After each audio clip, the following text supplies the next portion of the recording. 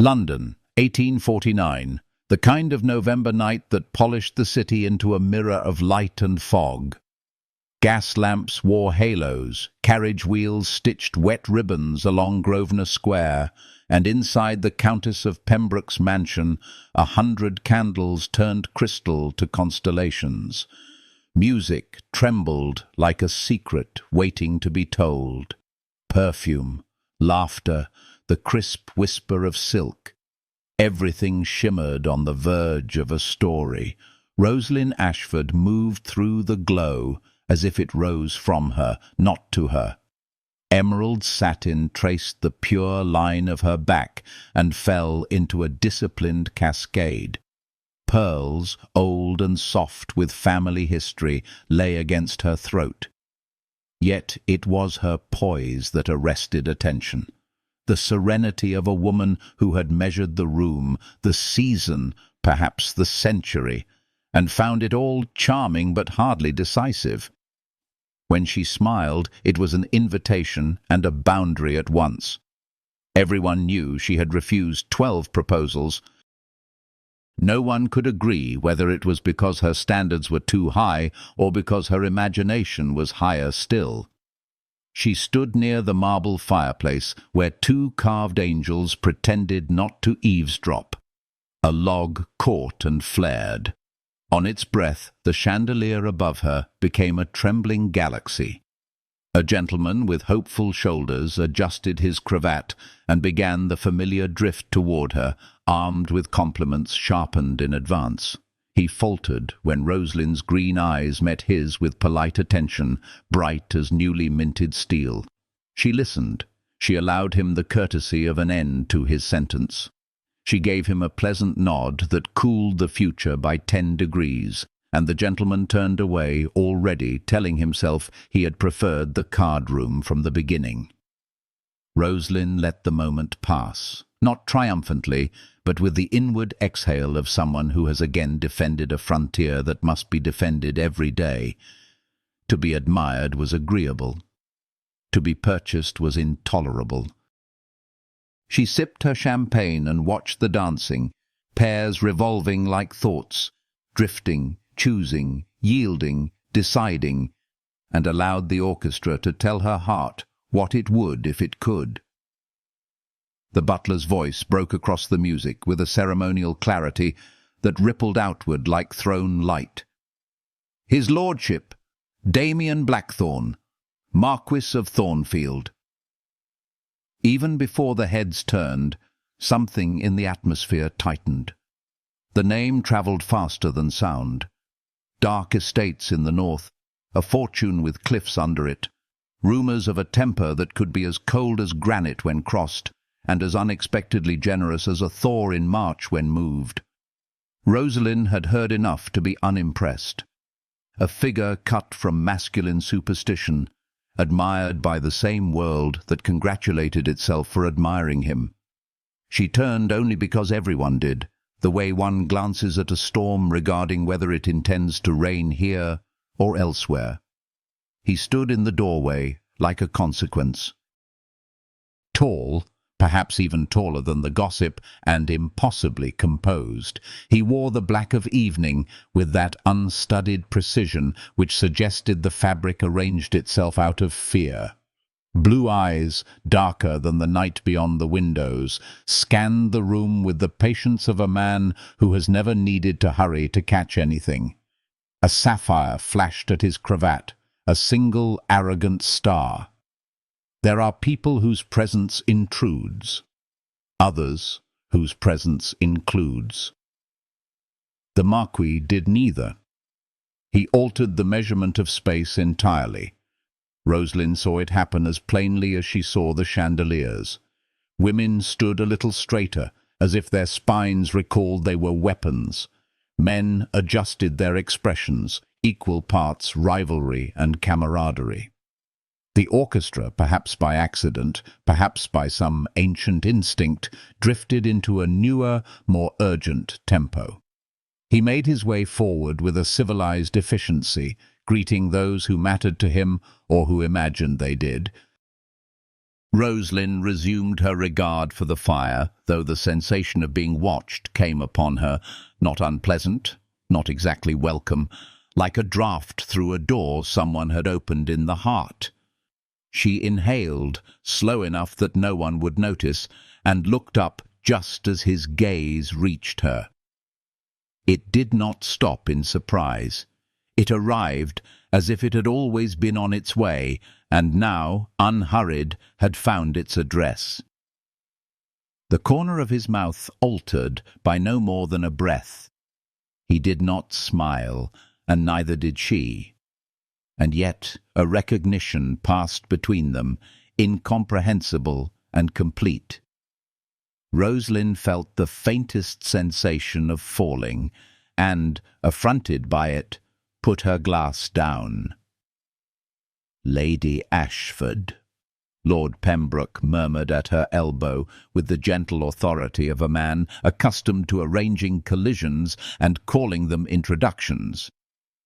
"Allow me to present the Marquis of Thornfield."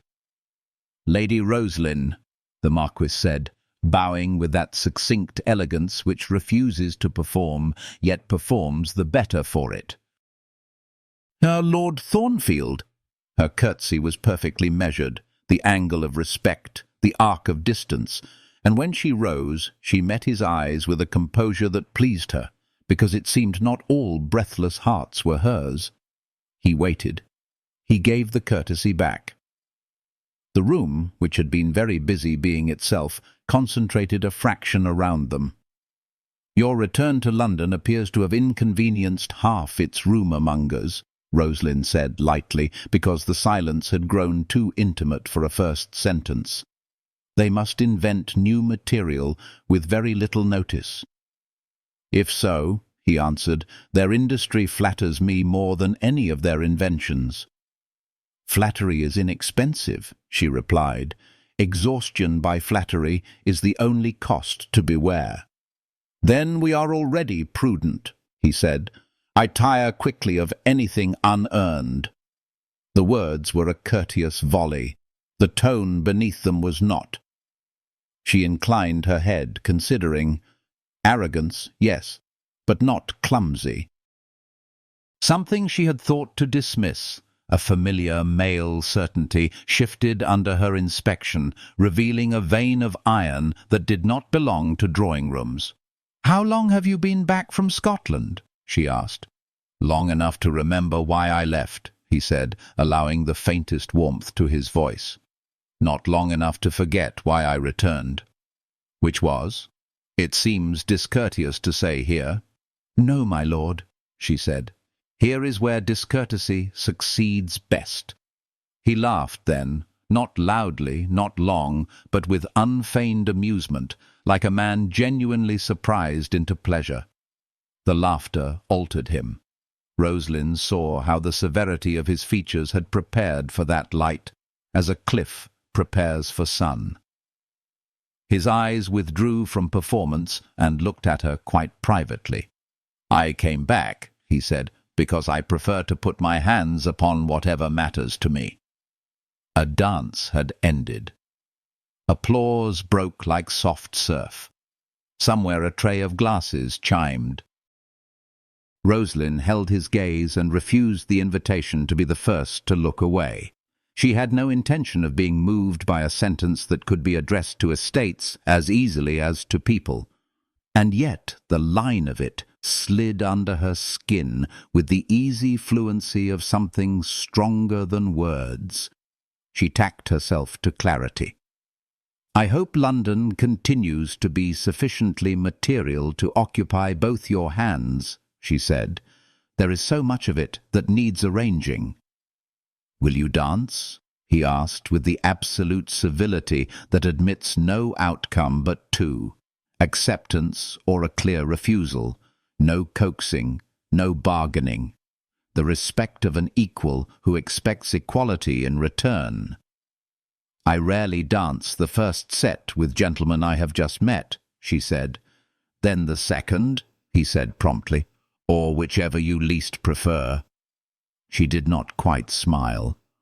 "I confess a fondness for liking what I prefer," she said. "It makes the arrangement less complicated." "Then I shall endeavour not to complicate you." His voice softened on the final word, and it seemed both to him and to her to be a word that meant more than it said. The orchestra summoned the waltz, that scandalous permission to be near. Rosalind could feel the subtle shift of air as couples took the floor. He did not persist. He did not plead his rank or the calendar in which his name had lately been written. He merely looked at her as if the decision she was about to make would tell him something he truly wanted to know. 12 men had asked before and failed, some of them with better manners, a few with truer souls. Yet none had made the choice feel like an answer to a question she had waited all day to hear. "Yes," Rosalind said, surprising herself not with the consent but with the serenity of it. She placed her hand in his. His fingers closed around hers with a precision that recognized the hand and ignored the room. They moved into the circle of the waltz. Music lifted beneath them, the way a tide does not move the shore, but the whole ocean. Rosalind did not need to look at her feet.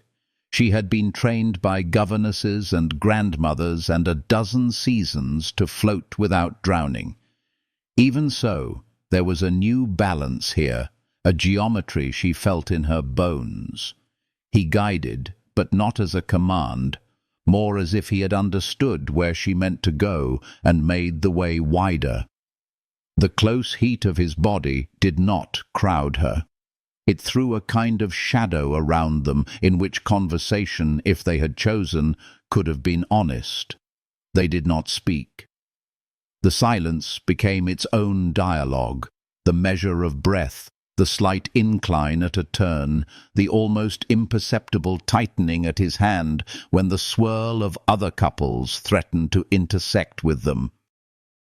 Rosalind felt with a kind of alarming clarity how easily she could enjoy being protected by such competence, and felt equally with relief that he did not mistake protection for possession. The final chord settled like a seal. They stepped apart at once, as if an agreement had been kept. A murmur went through the room, the small human sound that follows anything aesthetically complete. He bowed. She curtsied. When they straightened, they were nearer than courtesy required. "You dance as if you have never had to learn to follow," he said quietly. "Because I never have," she returned. They stood a moment longer, looking at one another as if there were an aftertaste to the music, and they were deciding whether to approve of it. Rosalind felt the prick of her own defences in earnest. It had been a dance only, a competent one. It had not been an argument, nor the surrender of one. She reached for irony, a blade that never failed her. "I perceive you have brought the Highlands back with you," she said. "The air around you is very nearly weather." "And you, Lady Rosalind," he said, "have brought me the first reason tonight to be grateful for London. Then London should charge you double. Gladly." "Do you always pay gladly?" "Only when I have already decided the thing is worth more than I can afford." "I cannot recommend that habit," she said. "It undoes empires." "It also builds them," he answered, and for an instant he was not a man at a ball, but a figure in a doorway to some other life. Fields torn out of moor, a schoolroom where children blinked at letters for the first time, a ledger whose columns showed bread in winter. The vision flashed and vanished. He had not boasted. He had not offered proof. He had only said the sentence as if it were weather, too. Lady Margaret Thornbury's laugh arrived like paper tearing. "Rosalind, my dear, you must not monopolize the Marquis." "Why, half the ladies here are prepared to faint for a turn about the floor." Rosalind turned with the light, exquisite patience she reserved for interruptions. "I would not wish to deprive the evening of its principal amusement, Margaret." "Nor would I," the Marquis said. "Permit me to leave the remainder of my reputation at the disposal of the room." He bowed once more to Rosalind, nothing lazy or exaggerated in it, and moved away. He did not look back. His absence produced the odd sensation of a door closing in a house one did not know one had entered. Rosalind sipped her champagne and informed her blood to behave. It did not. It flowed bluer and quicker, as if it had remembered its business. "You are not impervious after all," Eleanor Hartwell murmured at Rosalind's side, her voice that comfortable teacup in which all truths cool a little before being drunk. Companion, guardian, accomplice. Eleanor had been everything a mother would have been had Rosalind's mother survived the winter that took her. "He is predictable," Rosalind said. "And?" Eleanor's tone asked politely for the remainder. "Capable," Rosalind admitted. "Of what?" "Of making me forgive him for thinking he is." Eleanor's smile was the kind that blessed and warned at the same time. "I do not think he expects forgiveness. He seems to be one of those men who prefer proof." "Proof is only useful to people who have not yet decided what they want to believe," Rosalind said, and heard in her voice a crispness that protected the part of her that had already decided what it wished, which was to hear his voice again. She would have succeeded in forgetting him in the next 10 minutes, as she had forgotten so many men if he had not neglected to perform the second rule of social warfare. After retreat, return with either flowers or indifference. He did not return with flowers. He returned with an honesty that felt like a bare hand. "Lady Rosalind," he said from behind her shoulder, so that she turned and saw first his nearness, and second, that he had not inserted a smile ahead of his purpose.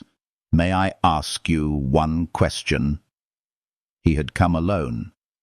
No chaperoning aunt, no flock of admirers disguised as jurors. Rosalind permitted herself the small luxury of curiosity. "If you must." "What do you do with your mind," he asked, "when no one is watching?" It was an indecent question, not in content, but in precision. For a heartbeat, she did not answer. She looked at him and understood that he had seen the apparatus at work under the silk and pearl, the machinery of measure, the arithmetic of mercy and resistance, the theatre in which she played the role she had written. The first heat that touched her cheeks in years rose not from flattery, but from recognition. "I let it be alone," she said. "Which is the kindest thing I can do for it. And the cruelest thing you can do to anyone who hopes to be admitted. To hope," she said, "is to volunteer for cruelty." "Then I volunteer." The sentence fell between them like a card on the table, nothing dramatic in the motion, all the risk in the ink. The orchestra began another waltz. Rosalind wished, with an absurd, childish completeness, to be somewhere else with him, on the terrace where the November fog did its better work, or in a library where spines gleamed like old treasure, or at least out of the line of sight of Lady Margaret Thornbury, who had discovered an urgent need to locate her fan within 3 feet of Rosalind's ear. She steadied herself on the only ground that never shifted: choice. Her choices had made her. They would go on making her. She could set this man down like a glass on a table and take up another conversation with some gentleman whose interest was an equation she had already solved. She could work again that small, exquisite magic by which she turned bright heat to polite coolness and watched it go out without smoke. She could. She had. She did not. "Very well," she said. "If you will volunteer, you must serve with patience. I am patient where the reward is exact." "Rewards are rarely exact," she said. "They are only exacting. I have survived both." He offered his arm. She took it, not as a concession, but as a consideration. They moved to the edge of the floor and stood beneath the chandelier's falling fire. The room's noise thinned around them, the way a sea opens to let a ship pass, whose captain knows the channel by habit and by stars. "I read," she said, answering the question he had not repeated, "at hours which are unfashionable and in chairs that would insult a duchess." "What do you read in those chairs?" He did not feign ignorance of the risk of asking for particulars. He walked into the risk with that pragmatic boldness she was beginning to recognize as his custom. "Mathematics when I want mercy," she said. "Poetry when I want war." He turned his head to look at her fully. There was no mockery in it. There was interest so clean it made her aware of every place her gown touched her skin. "You astonish me," he said, and for the first time he sounded as if he had not expected to be. "I prefer to be believed," she said. "I believe you," he answered, "and am astonished anyway." Eleanor approached with a glance that said it was time to let the evening resume its own authority. Rosalind permitted the interruption and was grateful for it, though she did not yet know whether for the sake of her pride or her peace. The Marquis stepped back, nothing in him reluctant, nothing in him resigned. "I will ask you for a second dance later," he said. "If you refuse, I shall understand it as your right, not your answer. And if I accept, then I shall understand it as both." He left her there, with the music calling and the room returning to its cycles, and the fire making a country out of shadow and gold. Rosalind watched him go without following, and then, quite deliberately, turned her back to the door through which he had entered, so that he would not be permitted to own the direction of her attention. It pleased her to be able to do that. It pleased her as well to know she had elected to. For the first time in too long, the air tasted different, cleaner, like water after a long walk. She lifted her glass and did not drink. Somewhere beyond the windows, a carriage wheel struck a stone. The sound jumped like a heartbeat. The thought came without permission or preface. If pride is currency, then tonight I have spent a little and received change that glitters. She allowed herself that single extravagance of honesty, and then she did what she did best. She regained the room, and the room, always grateful for a sovereign, bent a little to her again. The morning after the Pembroke ball arrived, grey and insistent, the kind of London rain that blurred chimneys into ghosts. Rosalind sat in the breakfast-room of her family's townhouse, her teacup cooling between her fingers. Outside, droplets trembled on bare branches, 100 tiny mirrors reflecting a world she had not asked to change, but which insisted on doing so. She told herself she was simply tired from the previous evening, from the endless chatter and the pressure of performance. Yet her mind circled back to the tall figure who had looked at her as though she were not merely part of the spectacle, but the reason for it. Eleanora Hartwell, her lifelong companion, entered with the briskness of someone who did not believe in languid mornings. She noticed at once the untouched toast, the absent gaze. "You are brooding," she remarked. "I am contemplating," Rosalind corrected. "Brooding implies regret." "And which is it?" Eleanora asked, pouring her own tea with the steadiness of long habit. Rosalind lifted her eyes, meeting the other woman's direct gaze. I fear I may have been unnecessarily cruel last night. Eleanora arched an eyebrow. To the Marquis? Rosalind rose, restless, pacing before the tall windows.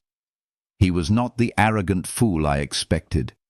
His replies were measured, intelligent, even sincere. And yet I cut him down as if he were nothing more than another self-satisfied aristocrat.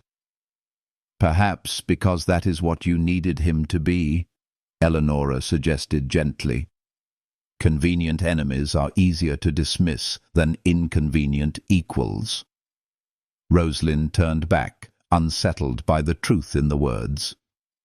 She had prided herself on discernment, on seeing through the facades of men who courted her for fortune or vanity. But last night she had glimpsed something that did not fit neatly into her expectations. She had seen conviction in Damien Blackthorne's eyes, a gravity that had nothing to do with the chandeliers or the murmuring crowd. And when he had spoken of his work in Scotland, of tenants provided for, children taught, lives lifted, she had felt her own defences falter. Before she could reply, the butler entered, announcing callers, the Duchess of Somerset and her son, Charles, the Duke. Rosalind's pulse quickened, not from anticipation, but from inevitability. She had known this visit would come. The drawing-room received them in a wash of pale light. The Duchess, elegant and composed, greeted Rosalind with the warmth of long acquaintance. Beside her stood Charles Somerset, steady, dignified, and kind. His eyes, though touched with the silver of age, held a depth of gentleness that could not be feigned. He spoke of her beauty with quiet admiration, not as a conquest, but as gratitude. Conversation unfolded with practiced ease. The Duke was everything a woman of sense should desire. Wealthy, respected, a widower who had mourned deeply and loved honestly. His 3 children adored Rosalind already. As he spoke of them, Margaret's piano, the boys' mischief, something within Rosalind softened. Here was safety, constancy, the promise of a life free from storms. When Charles knelt, offering his hand and his grandmother's sapphire ring, Rosalind felt the world tilt. The proposal was not flamboyant, it was reverent. His voice trembled not with doubt, but with sincerity. He offered devotion, respect, and a love steady enough to weather decades. For a moment, Rosalind saw her life mapped clearly. A duchess, a stepmother, a wife cherished but never challenged. It was everything respectable, everything expected. She heard her own voice accept. Applause of approval seemed to echo in her mind long after the Duchess's hand squeezed hers. She smiled, radiant, and played her role to perfection. Yet that night, when she stood before her mirror and studied the sapphire flashing on her finger, she thought not of Charles's devotion, but of blue eyes darker still. Eyes that had pierced her defences with inconvenient truth. She whispered to herself that she had chosen wisely, that honour and security were worth more than passion. But the whisper did not soothe. It echoed like a question she dared not answer. 3 days later, walking through Hyde Park with Charles and his children, she saw Damien astride a black stallion. The afternoon sun caught in his hair as he saluted her with formal detachment. Yet in that brief exchange of glances, Rosalind felt her heart jolt, as though it had been reminded of something it had long pretended to forget. She turned back to the children, answering their chatter with a smile that cost her more than any rejection she had ever given. That night, Damien read the engagement announcement in the Times. He told himself he felt nothing, that she was nothing to him but a woman of sharp tongue and sharper pride. And yet, when he set the paper aside, The glass of brandy in his hand trembled slightly. For all his composure, he could not banish the memory of emerald eyes that had once seen straight through him, and the possibility, however dangerous, that they had also understood him. And so the stage was set. One woman bound by honor to a future she could name, one man tormented by the silence of what he dared not claim, and between them an unspoken question, heavy as thunder in the London sky. Rain had a way of softening London's edges, as if the city were a portrait being gently thumbed at the corners. It was on such a day, mild, drizzling, the streets a mirror of slate, that Damien Blackthorne stood at the curb outside the Ashford townhouse, hat-brim jewelled with droplets, resolve stripped of ornament. His carriage had left. He had sent it away, as if to deny himself even the poetry of retreat. The footman glanced once at his card and vanished into the house's quiet, clockwork interior. Damien waited without pacing. He had learned in the north that a certain kind of stillness conquered more than motion ever could. Inside, Roslyn agreed to receive him with a composure borrowed from ritual. The wedding gown had come only an hour prior to be fitted. The seamstress's pins, gleaming, merciless, still clung to a square of silk on her dressing table like a constellation she could not yet interpret. She traded ivory for a morning dress of deep green and left the veil folded, a fallen cloud. In the corridor to the drawing-room, she paused long enough to smooth a non-existent crease from her glove, then crossed the threshold and found him at the fireplace, his back to the flames, his face lit by their quiet verdict.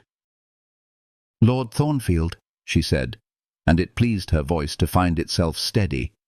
"This is unexpected." "It is necessary," he answered, and inclined his head.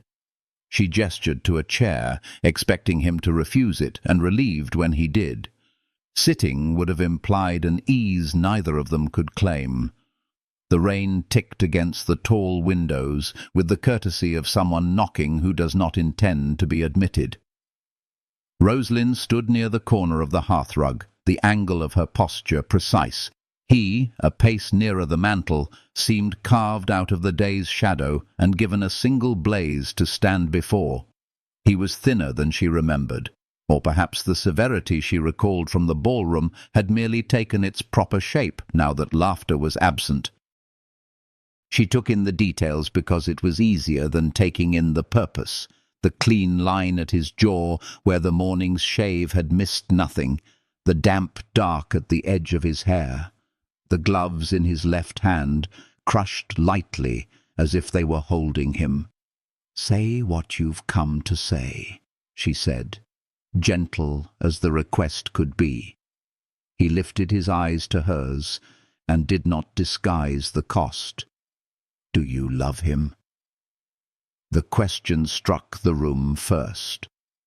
The room shuffled its furniture and corrected its posture and pretended not to eavesdrop. Then the question reached her. She had not expected mercy, but neither had she expected that. She felt her cheeks grow warm, not with shame, not with anger, with the astonishment of standing barefoot on a truth. "It is not a question you are licensed to ask, my lord." "Then consider this an amnesty," he said, voice lower. "Tell me you love him, and I shall apologize for my presumption and leave you in peace. Tell me you love him as a woman loves the man she has chosen, without rehearsal, without permission, and I will consider myself corrected tonight and forever." It would have been kinder if he had pleaded. Pleading she could have dismissed as a tactic. Pleading had a future and therefore could be delayed. But here was only a quiet summons to honesty, and honesty had never been something she permitted herself to ignore. She drew a breath and the breath itself felt like a confession. "Charles is a good man," she said, careful to give the word good its full worth. "Steady, tender, complete within himself. He will be kind to me, and I will be safe." "And loved," Damien said, unwilling to cheat the sentence of its due.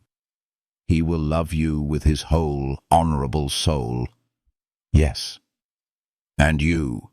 he asked, softer now, because there was no one left to convince but the truth.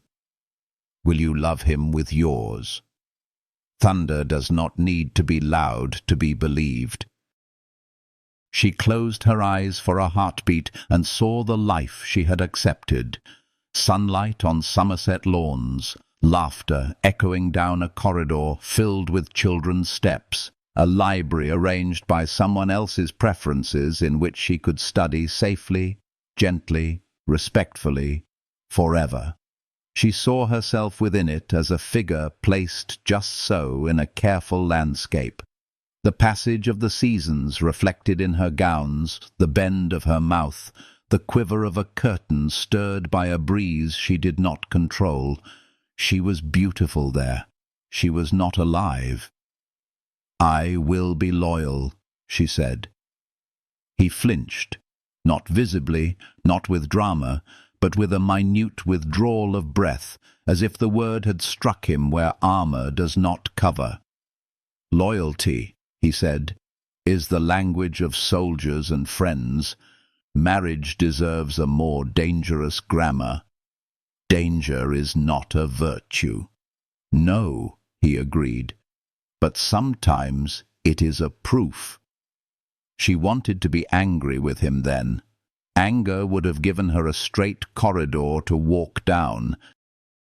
But what she felt was a series of small, precise devastations, like pins sliding into silk, inevitable, astonishing, necessary for the shape to hold. He had not come to take anything. He had come to return something she had dropped and hoped no one would notice. The right to be inconveniently alive. "Why are you here?" she asked. What do you expect of me?" "Nothing," he said, simply. "Everything. The truth, a decision, a condemnation, salvation. I don't know any more. I know only this. I have spent 3 weeks trying to cultivate indifference like a garden. It does not grow in my soil." Silence opened like a door. She stepped through it without moving. He did not advance. He did not extend a hand. The distance between them had become a country, and they were both patriots, unwilling to trespass and unwilling to yield. "What do you want from me?" she asked at last. "Permission," he said. "For what?" "To carry the knowledge of you as a blessing and not a theft. Or—" He drew a breath that felt like the last clean breath before a plunge. "Permission to stop pretending that a life without you could be sufficient." The fire shifted its weight and sighed. Rosalind wanted to put a hand to her throat, not because she was faint, but because something within her had risen too fast and might break the skin. The ring, the sapphire, Somerset blue, caught the light. She turned her hand palm down, an instinct as old as shame. "You think I would snap my fingers?" she said, and heard how cruel the sentence could sound. She softened it at once, because cruelty had no place here. "You think I could call off a wedding as if it were a carriage I prefer not to take? That I could send back invitations and promises and children's hopes and be proud of the elegance with which I did it?" "I think," he said, "you could do anything that was true." "Truth," she said, "is not a sovereign. It is a judge, and I stand before another as well, the one I have made for myself." "You made it," he said, stepping one slow pace nearer. when you were not in possession of all the evidence. And now that I am, what then? I declare a mistrial.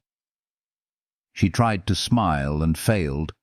It felt like dropping a mask and hearing it break.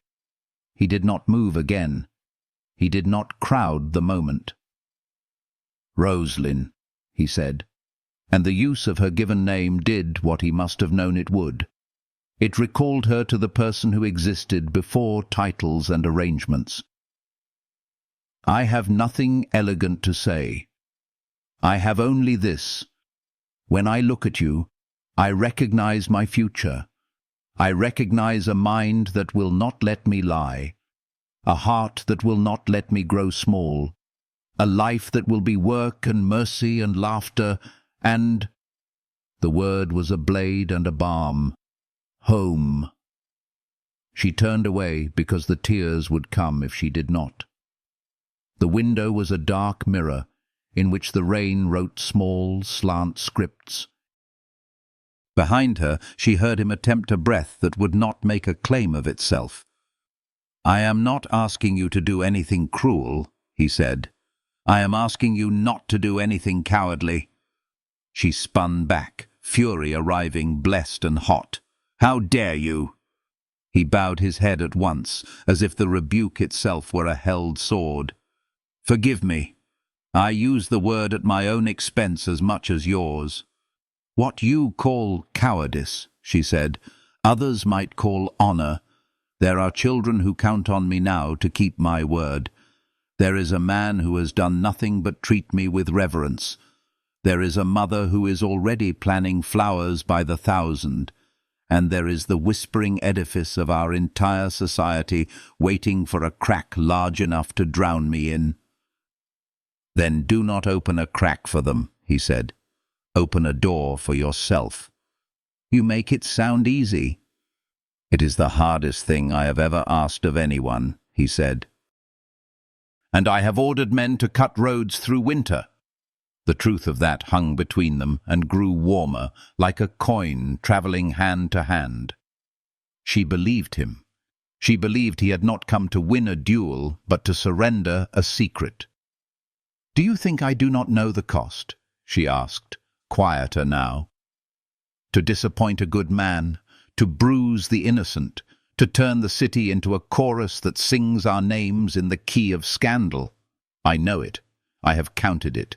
And yet—" She could not help it. She laughed once, softly, brokenly. "I keep arriving at a sum that does not balance unless I include something I have never learned how to price." "What is that?" he asked. "Breath," she said.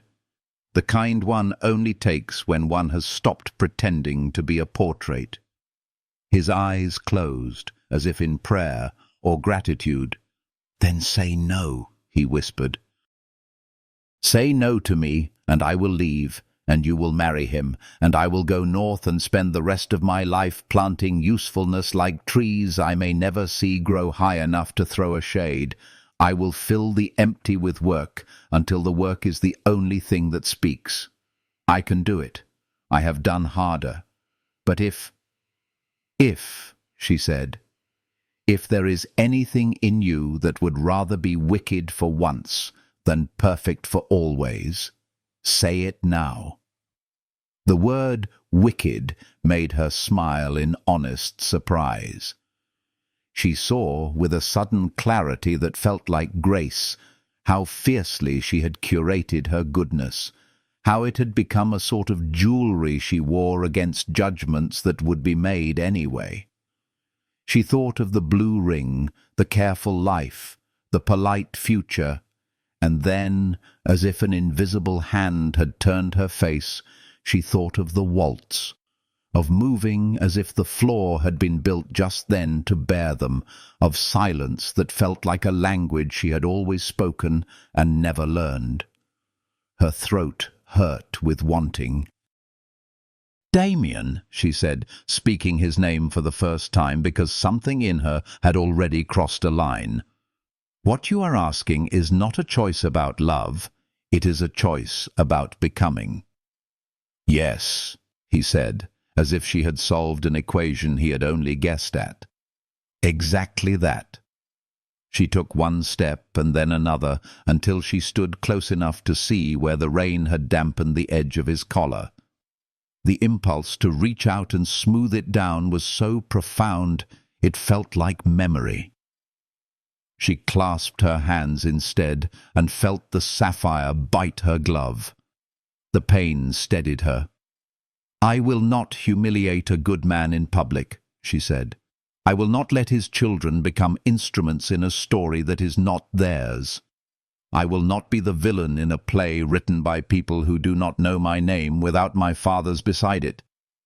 His jaw tightened, not in anger, but in effort to accept what he feared was coming.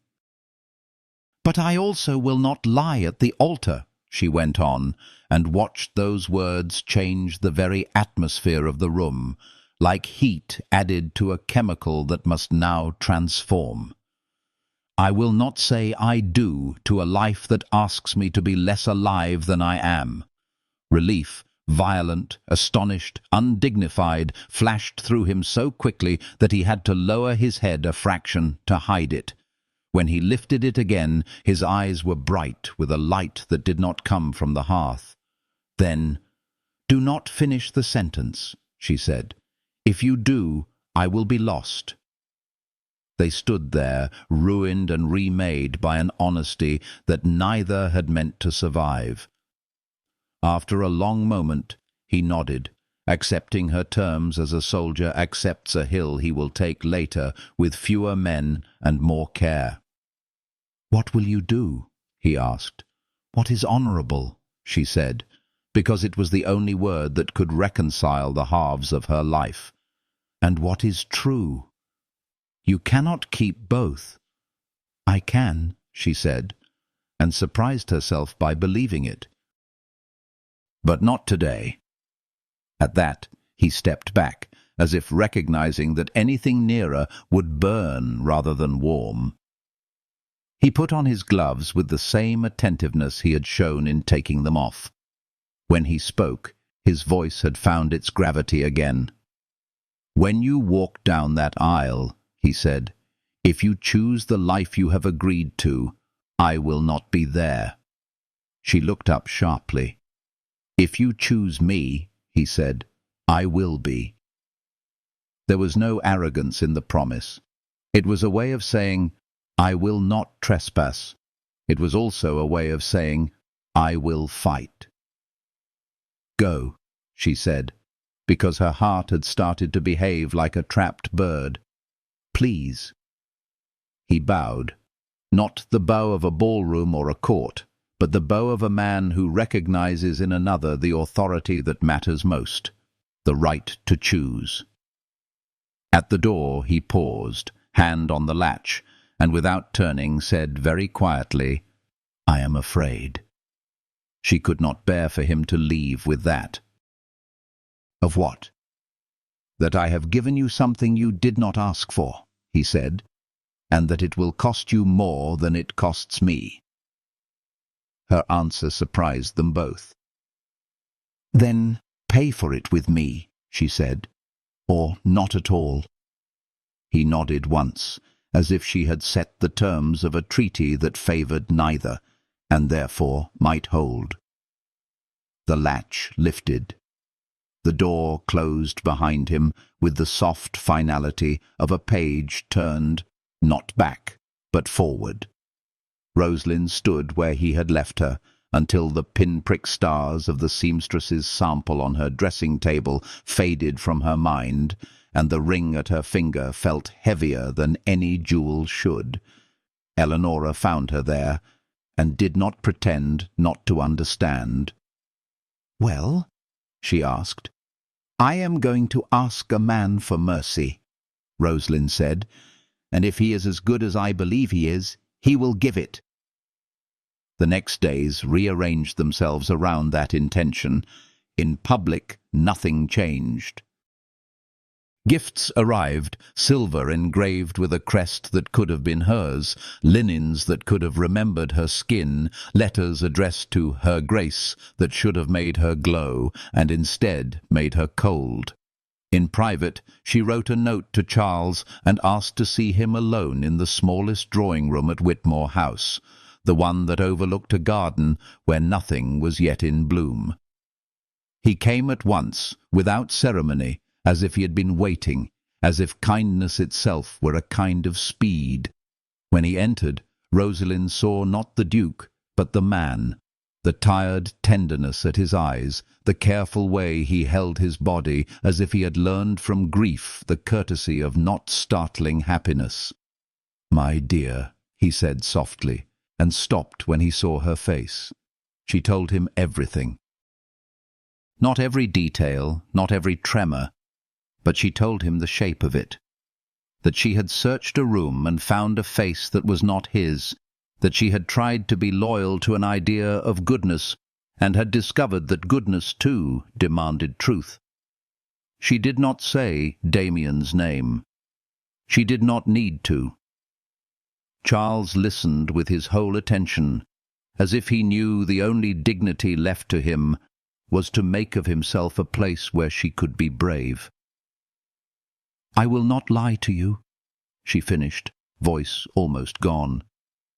"Not at the altar, not at breakfast the day after, not to your children. I asked you for mercy because you are the only person who can give it." His hand closed briefly around the back of a chair, the smallest possible concession to the blow. When he looked up, there was pain in his expression and, God forgive him for being so noble, there was also relief. "Rosalind," he said, and even in the shatter he found the tenderness to use her name gently. "You are asking me to lose you and to bless you in the same breath." "I know." "I can do one," he said, "and if I must, I can do both." She covered her mouth with her hand, because the sound that wanted to escape was not meant for this world. He took a step nearer, and then, with the same discipline Damien had shown, stopped. "I have loved once in my life," he said, "completely. To be loved like that is not to be obeyed or admired. It is to be known. I would never ask you to marry me without that." "Forgive me," she whispered. "I do," he said, and it was not magnanimous, it was precise. "I will explain to my mother and to my children. They will not enjoy it. They will understand it. We will make a story that is kinder than the truth and truer than the lies people prefer." "Charles." She did not know what to give him that could equal what he was giving her. "Give me this," he said, and managed a smile that would have broken a less disciplined woman. "When you marry him, make it worth the price." She pressed her forehead to the back of the chair, because the room had tilted and she did not trust the floor. When she looked up, he had turned toward the window, as if the garden could provide a lesson in how things survive winter. "I will not attend," he said, still to the garden. "It is beyond me. But I would like to know that the choice was made where it should be."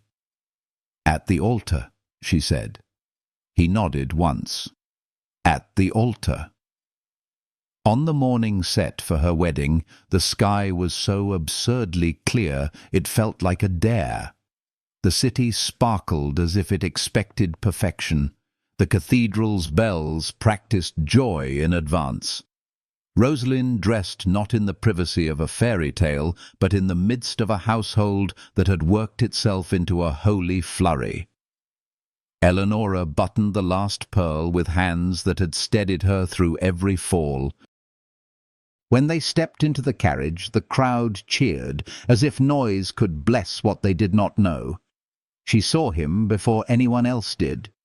He stood at the perimeter of the gathered onlookers under a plane tree that had not yet decided whether to abandon its leaves. He lifted a hand, not claiming, not beckoning, simply present. And then, before the carriage had stopped, he turned away and was gone. She entered the cathedral and walked the aisle on a breath held for years. At the altar stood a good man who had already given her more than she had earned. He was not smiling, he was steady, he was brave. The Archbishop's voice rose and fell like a tide under an indifferent moon. The words came in their ancient order, each one a rung on a ladder she had climbed in dreams and now reached in waking. "If any person," the old voice said, and the world, God help them, held its breath. Somewhere far behind her, a door opened. The sound was very small and then very large, like a seed becoming a forest.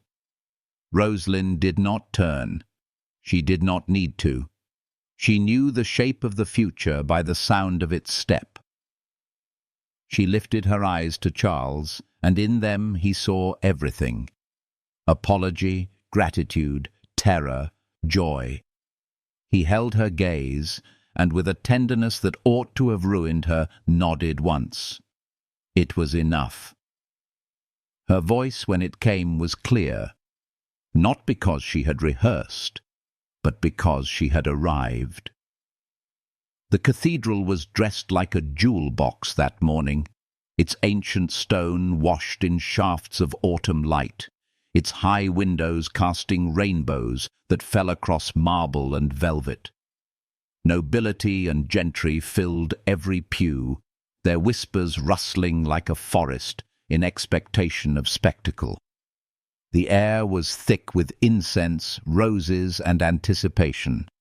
A wedding meant to be the season's crowning triumph had become, in truth, a theatre awaiting its climax. Rosalind Ashford stood at the threshold, ivory gown trailing like a river of silk, veil trembling in the soft draught. At her side, young Margaret scattered rose petals with solemn devotion, while the choir's first notes rolled upward into arches that had seen centuries of vows. She moved forward as if carried, though her heart resisted with every step. Charles waited at the altar, dignified, kind, the very image of stability. His smile was tender, his eyes steady. He deserved this day. He deserved a bride whose love matched his own. Yet with each echoing footfall, Rosalind heard another voice, softer but sharper, repeating words that refused to be silenced. "Do you love him?" When she reached Charles, his hand closed warmly over hers, and the Archbishop opened the ancient book. "Dearly beloved," he began, voice resonant in the great chamber, "we are gathered here today." The ceremony moved forward on rails of ritual, unstoppable, inevitable. Rosalind's lips formed the responses, though her voice seemed borrowed, her heart elsewhere. The congregation leaned closer, drawn by the beauty of the moment. But within Rosalind, beauty and terror warred. Each vow drew her closer to a life already suffocating in its perfection. Then, the interruption. A sound broke across the sanctuary, the unmistakable echo of a door flung wide, heavy footsteps striking marble with the authority of conviction. The whispers swelled, gasps fluttered like startled birds. Heads turned.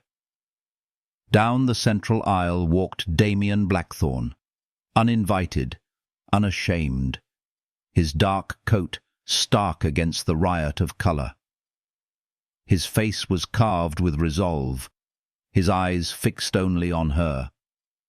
Some guests rose, others reached for their fans, scandal already kindling in their minds.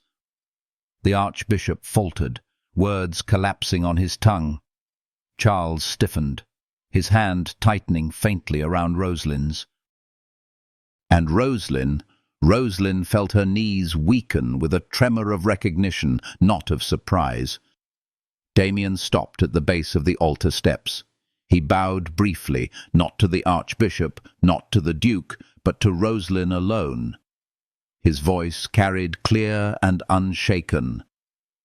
"Forgive me, but I cannot stand by and watch you bind your life in a promise that betrays your heart." The uproar that followed was instant. Shocked cries, murmured accusations, a rustle of silk and outrage.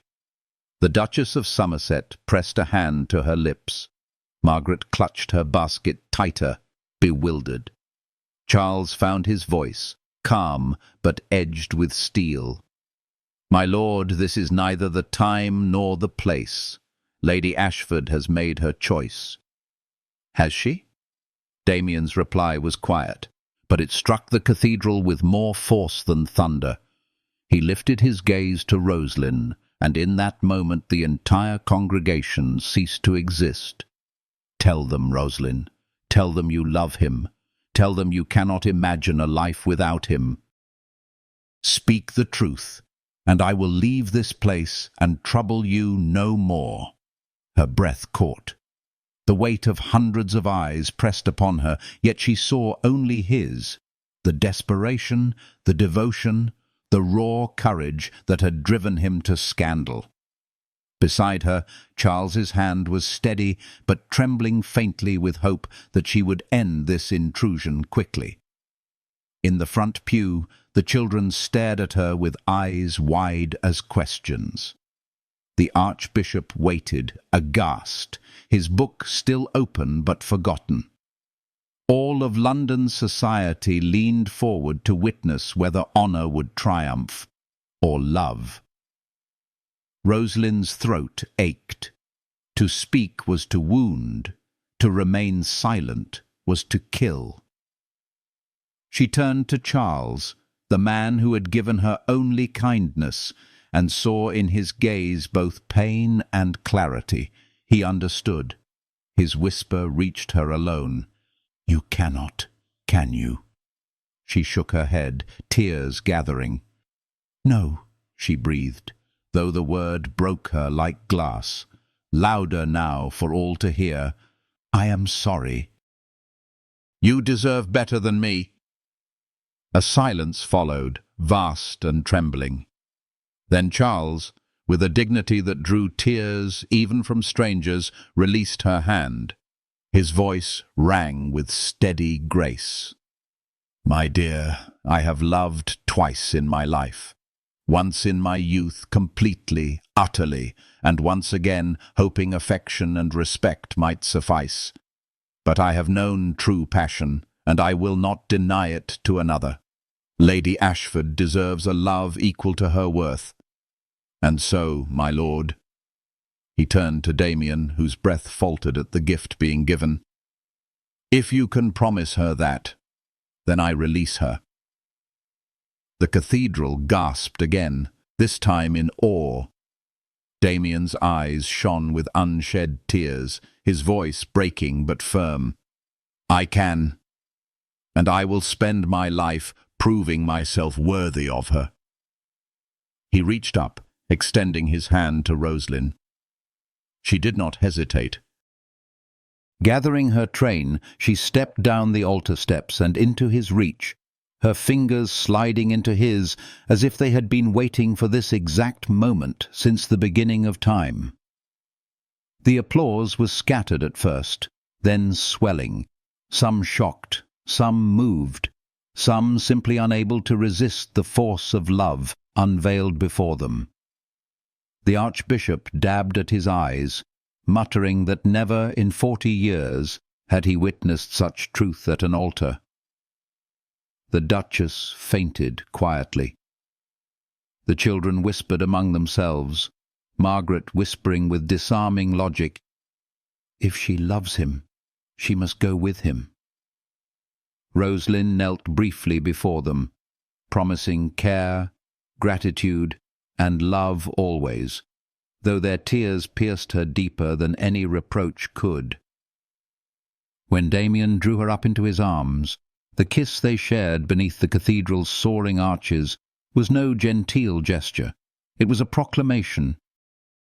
Months of denial, years of restraint, all the words they had not spoken poured into that moment until the very stones seemed to reverberate with it. Gasps turned to applause, then to laughter, scandal transmuted into something greater, a legend being born.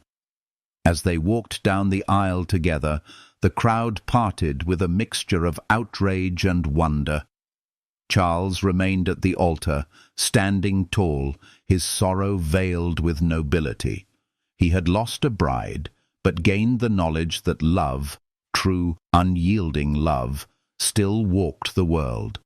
And Roslyn, her hand entwined with Damien's, felt the weight of choice lift from her shoulders, replaced by the terrifying, glorious lightness of freedom. Outside, the bells pealed madly, as if the heavens themselves had chosen sides. Roslyn and Damien emerged into the sunlit square, the air crisp with the scent of roses and scandal. He turned to her, searching her face with a question unspoken. She answered it with a smile that trembled into certainty. "Ah, yes," she whispered. "Whatever comes, yes." He kissed her hand reverently, then led her forward into a future neither could predict, but both had already begun to claim. The scandal of the cathedral did not dissolve with the peal of bells. It lingered, thick as London fog, curling into every drawing-room and club, every whisper at soirees, every column printed in society pages that thrived on outrage disguised as propriety. Roslyn's name became both curse and legend, and Damien's was muttered with the reverence given to madmen who do not flinch. Invitations were rescinded. Doors once open now required knocking. Yet neither flinched. If anything, the world's recoil only drove them closer, as if the judgment of others were nothing but a storm through which they must walk hand in hand. They left London within a week, carriage wheels hammering northward toward Thornfield, Damien's ancestral estate. The journey itself was a kind of baptism. Each mile a shedding of expectation, each village passed a stitch in the new garment of their life. Rosalind sat pressed against the window, watching fields open like pages and close again, her hand sometimes resting lightly in his, sometimes clasped as though the world might try to pull them apart. He spoke rarely, but when he did, his words were weighted with promise, not poetry. "You will not regret this," he told her once, eyes steady as stone, "even if I spend the rest of my life making it so." She believed him, not because he vowed it, but because every silence between them already held the shape of truth. Thornfield appeared at dusk, a silhouette rising from moorland like a fortress grown from rock. Its towers were dark against the fading light, but as the gates swung wide and torches flared, Roslyn felt no foreboding. Rather, a strange exhilaration swept through her. This was not merely a house, but a kingdom, and it was to be her home. Inside, warmth greeted them. Fires roaring, servants bowing, halls hung with portraits of blackthorns who had carved their will into centuries. Rosalind moved through it with the composure of a queen newly crowned, though inside her chest her heart still galloped. The days that followed were a season of adjustment, though adjustment seemed too pale a word. It was transformation. Rosalind, who had been raised amid rules and courtesies, now found herself mistress of a household that looked to her not for charm, but for guidance. She surprised herself with how swiftly she grew into the role. She reorganized the kitchens, spoke with the tenants, walked the land with Damien at her side, asking questions that proved she was not a figurehead, but a partner. And in those moments, Damien watched her with a pride that softened into wonder. Their love did not remain the fevered spark of stolen glances in ballrooms. It deepened into something richer, steadier, yet no less consuming. Nights were their sanctuary. Within the great chamber of Thornfield, beneath velvet canopies and beside crackling fires, they learned each other not as myth, but as flesh and soul. Rosalind discovered the scars on Damien's body, souvenirs of reckless youth and battles both literal and invisible, and kissed each one as if it were a word in a language she longed to master. He, in turn, traced the contours of her spirit, seeing not only beauty, but brilliance, not only elegance, but fire. They spoke little in those hours, for words felt like interruptions. Instead, their bodies carried the dialogue of truth, devotion, and the fierce relief of finally belonging. Seasons turned. Winter wrapped the moors in white, and Rosalind rode out beside him, cheeks flushed, laughter carried on the cold air. Spring came with wildflowers, and she oversaw festivals for the tenants, ensuring that Thornfield's wealth was shared as joy, not hoarded as power. In summer, the two of them walked the fields at twilight, hands entwined, the horizon bleeding gold. And autumn, their favourite, painted the land in fire, reminding them always of that cathedral day when everything had burned to ash and been reborn. The scandal in London, once a wildfire, became embers.